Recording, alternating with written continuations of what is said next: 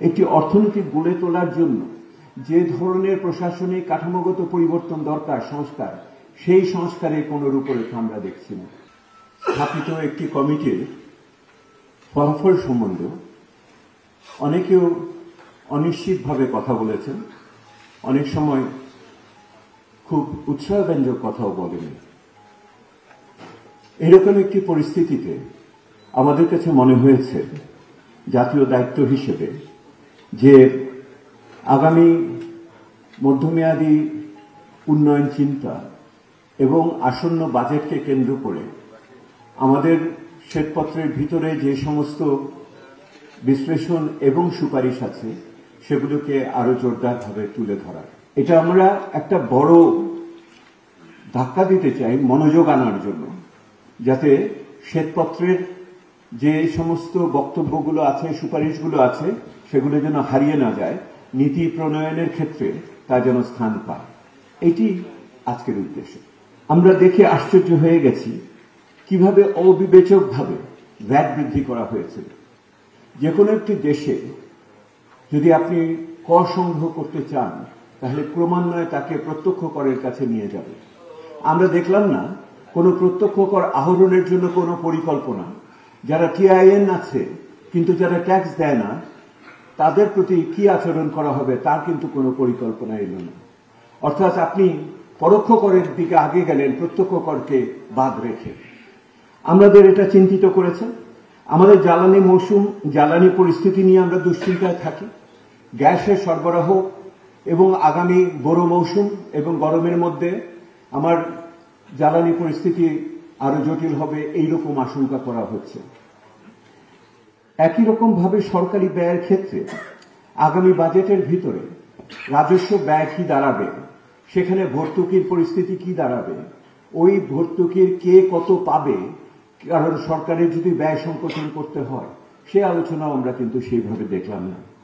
শিক্ষা এবং স্বাস্থ্য খাতে হয়তো এই সরকার কিছু ব্যয় বাড়াবে, কিন্তু শিক্ষা এবং স্বাস্থ্য খাতে ওই ব্যয়ের কাঠামো কি হবে, ওই ব্যয় কে পাবে ওই খাতে, এই প্রশ্ন কিন্তু আমাদের মনে থেকে যাচ্ছে। এমন উৎপাদন হলো, রেকর্ড পরিমাণ উৎপাদন হলো, কৃষক করলো, কিন্তু সংগ্রহ অভিযানে আমরা এখন পর্যন্ত কোনো সাফল্য দেখলাম না।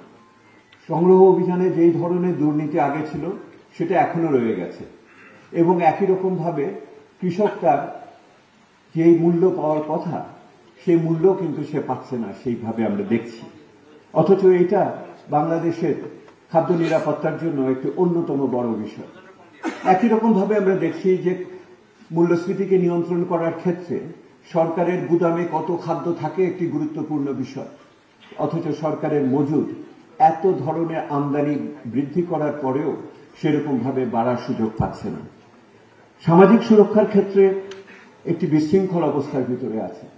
একদিকে ফ্যামিলি কার্ড, মাননীয় অ্যাডভাইসার এখানে উপস্থিত আছেন, আপনার সামনেই বলার সুযোগ পাওয়াতে আমাকে ধন্যবাদ। নিজেকে আমি খুশি যে আপনার সামনে বলতে পারছি। এটার ভিতরে ফ্যামিলি কার্ডের ইস্যু আছে, এটার ভিতরে উন্মুক্তভাবে টিসিবির কর্তৃক বিতরণের বিক্রয়ের ব্যাপার আছে, এটার ভিতরে বাংলাদেশের বিভিন্ন দুস্থ মানুষের জন্য যে ভাতার ব্যবস্থা আছে তার বিতরণের প্রশ্ন আছে। মূল্যস্ফীতির এই সময়ে সাধারণ গরিব মানুষ, নিম্ন মধ্যবিত্তের প্রতি এই সমর্থনটা আমাদের খুবই জরুরি হয়ে পড়েছে। কিভাবে তথ্য উপাত্তকে রাজনৈতিক প্রয়োজনে বিকৃত করা হয়েছে এবং একটি কৃত্রিম উন্নয়ন বয়ান তৈরি করা হয়েছিল। সেহেতু আমরা আশা করেছিলাম যে তথ্য উপাত্তের ক্ষেত্রে তথ্য উপাত্ত প্রস্তুত করা, সংগ্রহ করা এবং তার সুরক্ষা দেওয়ার ক্ষেত্রে একটি ব্যবস্থা আসবে। আমরা সেটাও কিন্তু সেইভাবে দেখতে পেলাম না। সরকারি ব্যয় ব্যবস্থাপনার ক্ষেত্রে সরকার সিদ্ধান্ত নিয়েছে যে অভ্যন্তরীণ অডিট হবে, কিন্তু একই রকম ভাবে প্রকল্প পরিবীক্ষণ মূল্যায়ন করার জন্য যে ব্যবস্থা, সেই আর্থিক ব্যবস্থাপনার উপরে, ফলাফলের উপরে ব্যবস্থাপনার দাঁড় পরিস্থিতি কিন্তু আমরা কোনো অগ্রগতি দেখলাম না। যে সমস্যাটা আমরা দেখছি সেটা হলো যে চলমান যে সমস্ত পদক্ষেপ আছে এগুলিতে যদি আমি ইংরেজিতে বলি, they are quite ad hoc, uncoordinated and also not predictable.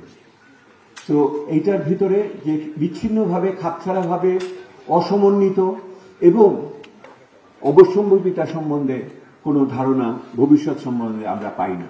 গণঅভ্যুত্থানের ভিতর দিয়ে যে সরকার আসলো, এই সরকার কি ধরনের অর্থনৈতিক উত্তরাধিকার রেখে যাবে, what economic legacy it is going to leave behind.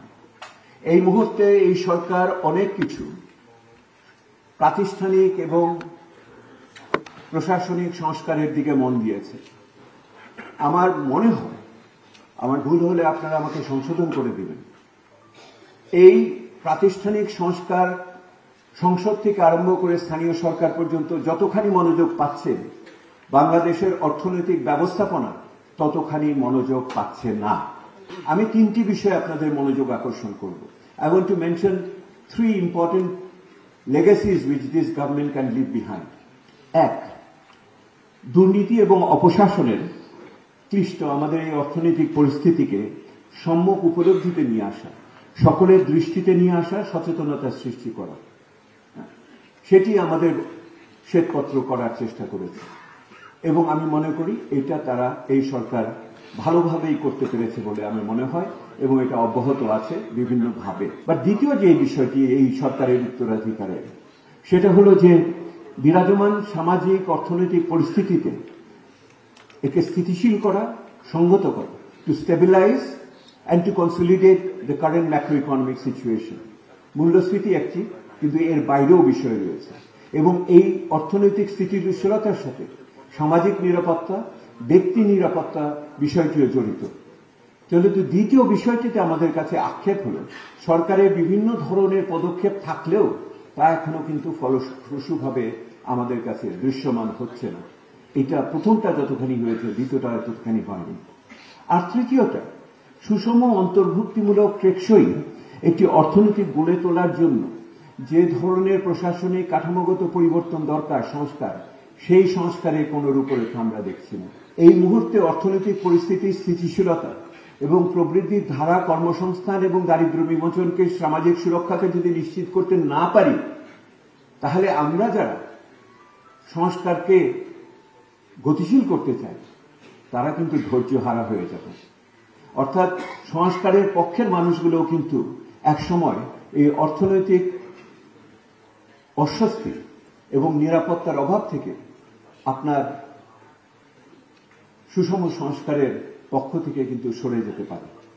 আমরা সেই সুষ্ঠু সংস্কারের পক্ষে রাখার জন্যই এবং সরকার যাতে এদিকে মনোযোগ দেয় সেটার আগ্রহ থেকেই আজকের এই আলোচনা এখানে আয়োজন করেছি। অনেক বড় করে বললাম,